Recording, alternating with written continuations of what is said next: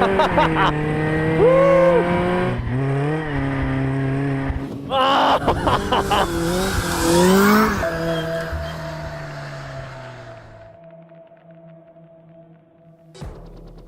is the Atom 3.5R, Ariel's most extreme Atom since the crazy V8 and the most comprehensive evolution since the Atom adopted Honda power.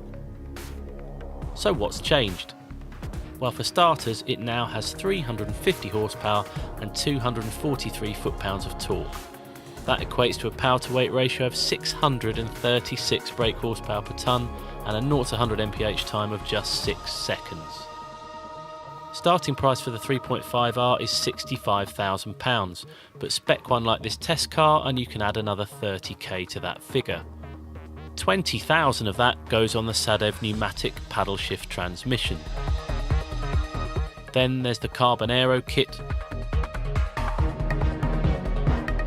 side pods containing charge cooler and oil cooler, beautiful Öhlins TTX 36 spring and damper units, plus V8 spec magnesium rims, big Alcon brakes and sticky Kumho extra rubber. The only optional extra not on Ariel's list is sunshine, which is a shame as predictably it's raining for our session at Bedford Autodrome. Still, rather than give up and hide in the pit garage, we thought we'd bring you a track battle with a difference. So sit back and enjoy Ariel Atom 3.5R versus an English summer's day. It's a battle against the elements more than anything else, so it's going to be interesting. And we actually considered just scrubbing this today, but then we thought, you know what? We've got an Ariel Atom, we've got a deserted racetrack, so what the hell, we're just going to go out and have some fun. So far from stopping play, I think rain will facilitate play today.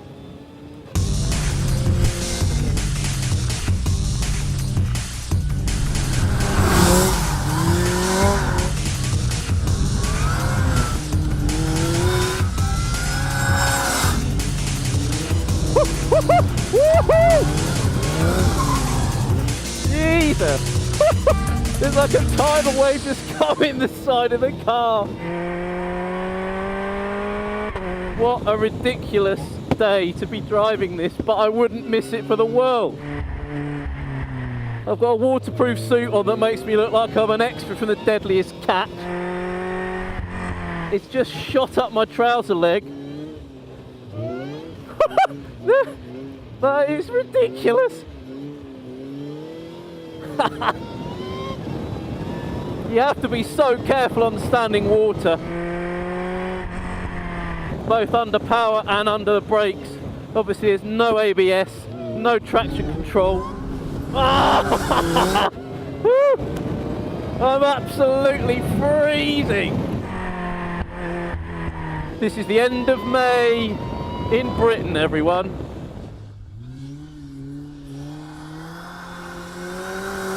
One of the most interesting upgrades on this car are the Öhlins dampers, the TTX dampers. They've got about 1 million different settings for bump and rebound. They're exquisite to look at, and they give the car such pliancy but such control. Atom's always used to feel a little bit tense and a little bit hard to read. You didn't get so much feel from them at the point you needed it. Now with these Öhlins dampers, it's such a transparent car. It gives you so much confidence. And yet as a road car, it still has the pliancy to work. So you're not totally compromising your weekend toy running these. It really is so wet out here, and with so much torque you can just surf along in 4th and 5th really. This is 4th gear. Whoa. Wheel spinning 5th. You just get such a rush in this car. It is exceptionally exciting, everything about it. The sharpness of the throttle, the pure anger of that supercharged engine, it's just like someone's put a power drill to the side of your skull when you've got your foot on the throttle. The 6-speed box is a hell of a chunk of money. It's a good 20 grand. It just totally completes the car. The 6-speed manual is a nice box. It's got a great shift, but the lever was always a bit too far back, which made the driving position feel a little bit awkward. You don't have that now. You just got this mighty shift. It's 40 milliseconds on upshift. I think it's 50 milliseconds on downshift, but it makes an already manic car totally bonkers because it's utterly unrelenting in its acceleration. You don't have to take your hands from the steering wheel, which is a good thing, believe me. And it just matches the character of the engine to a T. I hope you can hear the gunshot reports from the exhaust as well, because that is just such a crazy noise to go with this buzzsaw whine. I've always been a huge fan of Caterhams, and I still love the 620R to bits. I would kill for one of those. And given the choice, I think I've always erred on the side of Caterham. But this car, big money though it is